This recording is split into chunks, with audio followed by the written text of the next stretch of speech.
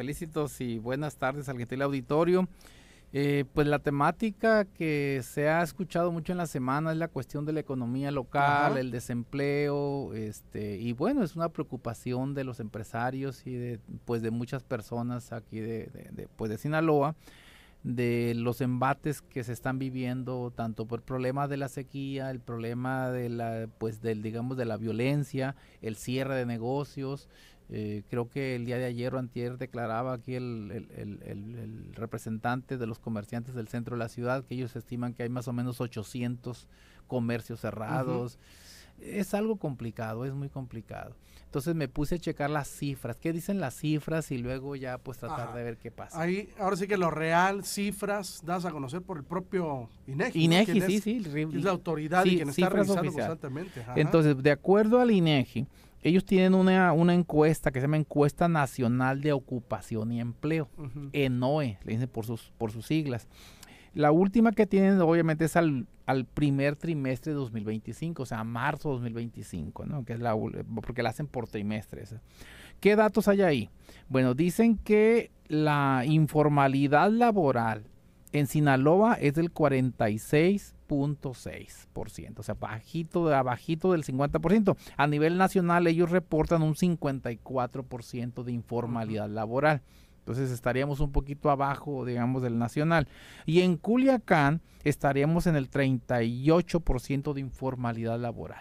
¿Qué implica? Personas que laboran todos los días y que no tienen cobertura médica, no tienen ahorro para el retiro y no tienen derecho a crédito para vivir. Trabajan por su cuenta. Trabajan en la informalidad, en el comercio informal o trabajan para otros de manera informal. El caso es que no hay ninguna cobertura de ningún tipo social, digamos, o de beneficio.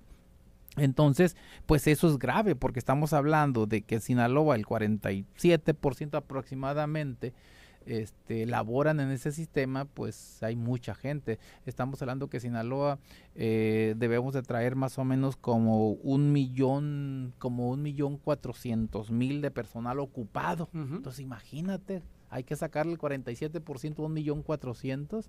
Es elevado, es muy elevado, bastante elevado. Bueno, ahora, ¿qué pasa en términos de desempleo? Porque luego también se dan las tasas. En México tenemos a nivel macro una de las tasas más bajas de desempleo cuando nos comparamos con otras naciones. Tenemos la 2.5, o sea, 2.5% de tasa de desempleo. ¿Qué pasa en Sinaloa? La tasa es del 2.7%. La de Culiacán es 2.9, 2 puntitos arriba, no 2 décimas arriba. 2 décimas.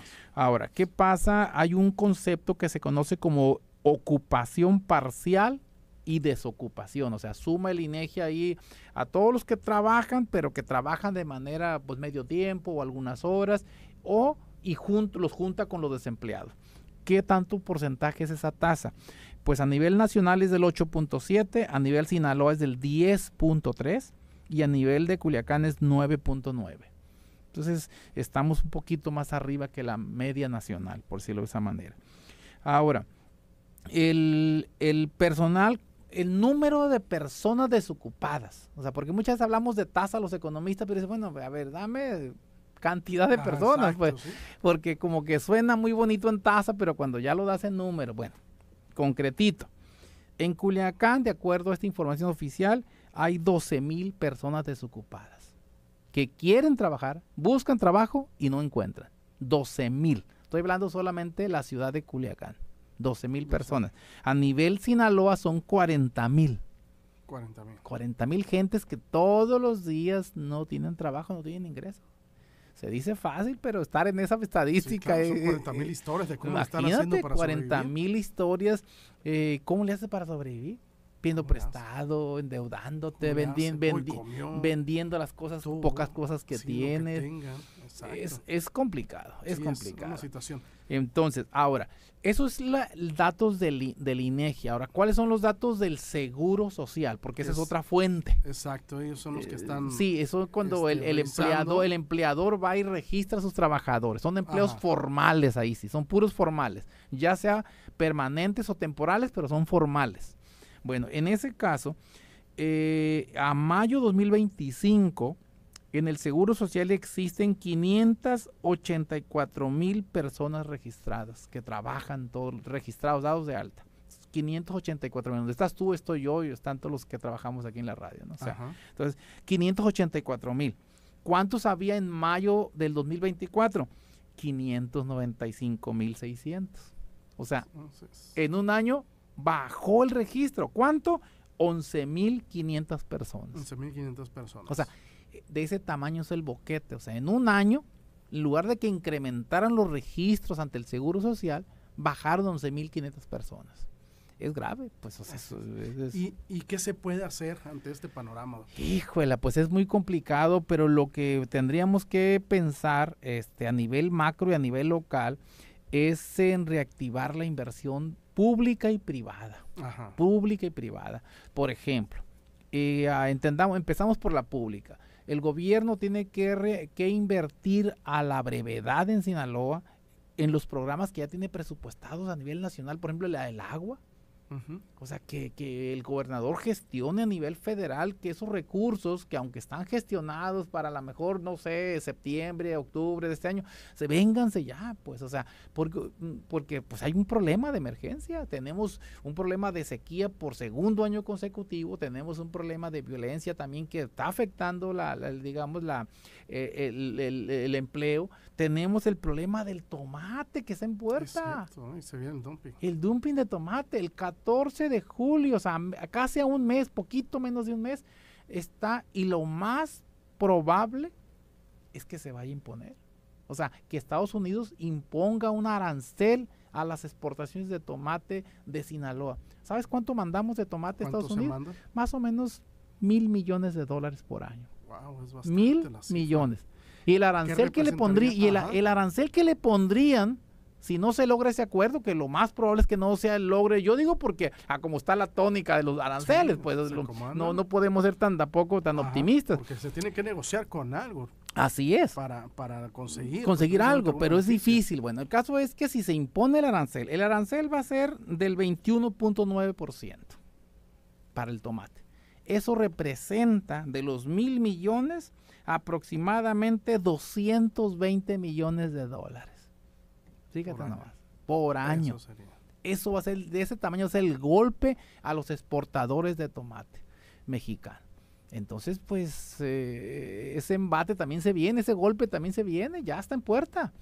Entonces, tenemos la sequía, tenemos el problema del tomate, tenemos el problema de la violencia, tenemos el problema de que se están cerrando muchos negocios. O sea, oye, pues urge, ahora sí que urge que hagamos algo, y cuando digo hagamos es todo mundo, pues todo mundo, inclusive los inversionistas privados tienen que meterle lana, tienen que invertir también. O sea, también son sinaloenses en época de problemas, no solamente en épocas de bonanza. Otra cosa que puede hacer el gobierno del estado es destrabar los grandes proyectos de inversión extranjera que por alguna extraña razón no han iniciado. Por ejemplo, los proyectos del norte de Sinaloa, el que tiene que ver con fertilizantes, por ejemplo. La planta. Tiene como 10 años allá atorado por X o Y.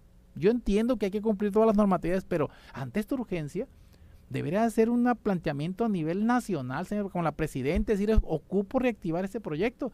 Otro más del proyecto atorado del metanol. El de metanol. $2,200 millones.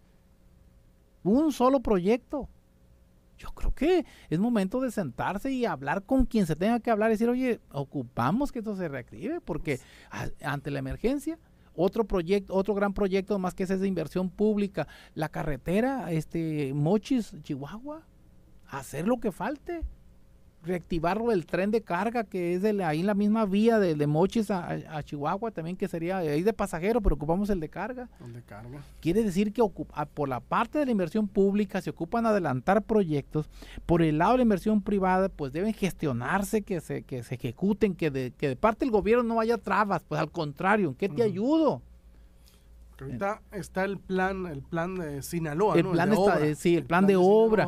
Pero sí ayuda, no digo que no ayuda. Bueno, cada estado una obra prioritaria, vaya. Pero yo pienso que habría que meterse más al lado de la promoción de inversiones a nivel internacional. Entiendo que es difícil el panorama, entiendo, pero bueno, yo creo que no hay peor lucha que la que no se hace. Ahorita estaba revisando, precisamente estamos compartiendo esta nota de esta operadora mexicana de aeropuertos con una inversión pues importante para acá, para los aeropuertos de Culiacán y los aeropuertos el de Mazatlán. Son más de 1,000 millones de pesos en inversión, buscando duplicar precisamente qué bueno, qué bueno. acá en Culiacán y pues mejorar también en Mazatlán. Todo lo que sea inversión, que se pueda reflejar en mayores empleos, en mayores ingresos para la población. Por ejemplo, la construcción de vivienda. Ese es otro plus que se ven con las viviendas del bienestar. Entonces ahí el gobernador tiene que ir a hablar con la presidenta, oye, échame más, pues, o sea, si ya está presupuestado que va a haber, no sé, 2,000 o 5,000 viviendas, échale un poquito más porque nos estamos ahogando. Viviendas, por ejemplo, que ya están en el presupuesto. La nota que se dio hace muy recientemente fue convertir a Topolobampo en polo de desarrollo. Que el gobierno federal autorizó 14 polos de desarrollo y uno de ellos es Topolobampo. Qué bueno, y ojalá que con ese handicap el gobernador y toda la gente que se dedica a la promoción vaya y toque puertas y diga, ocupamos más proyectos para desarrollar Topolobampo. El viejo sueño de Gilberto Owen que se haga realidad, de Topolobampo. Yo creo que ocupamos ahí que esos estímulos que ya están contemplados en el decreto de creación de los polos de desarrollo, que son estímulos a la inversión, que son muy buenos, yo te diría los montos muy atractivos que salieron. El estímulo a la inversión, el estímulo a la capacitación y el estímulo a la innovación. 3 estímulos específicos. Simplemente el de la inversión. 100% deducible el primer año, toda la maquinaria que compres nueva y la metas al proyecto. Compras una máquina nueva, obviamente que te metas, 100% te la van a ser deducibles en un año, el primer año. En lugar de hacértela en 20 años o en 5, en 8, en 10, en 1. Oye, pues yo creo que es interesante. O sea, es de buena cantidad. Entonces yo creo que tiene que trabajarse mucho el Topolobampo como polo de desarrollo. Debe haber mayor apoyo al emprendimiento, a la innovación.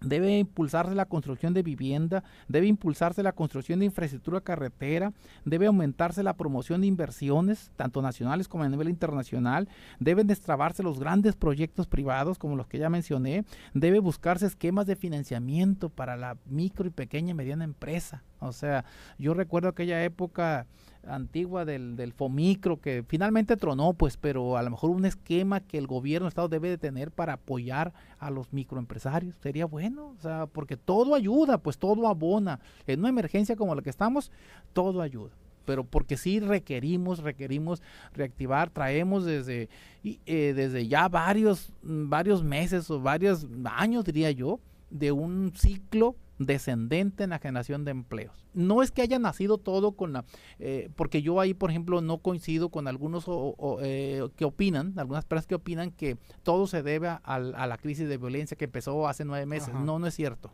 En términos de empleo, las cifras esos no dicen. El problema de la baja en la creación de empleos empezó desde julio del 21, antes de que estuviera el gobernador actual. Entonces, ya venía de abajo. Entonces, lo que hay que hacer es buscar la forma de reactivarlo. Que eso lo agravó, yo no digo que no. Pero en la generación de empleo, la tendencia sí viene para abajo y para abajo en la creación de empleos. Entonces, tenemos que encontrar la forma de tocar fondo y repuntar otra vez en esa situación. Muy bien, pues te agradezco bastante, doctor, que nos hayas acompañado. ¿Dónde te podemos seguir en tus redes sociales? Tengo mi propio canal de YouTube, es Visión B. Ahí lo pueden localizar, Visión B con B de Becerra. O igualmente con mi nombre, Luis Armando Becerra. Ahí tenemos más de 200 videos de muchos tipos, y un canal que cada vez es más popular. Tenemos muchos seguidores, cientos de seguidores.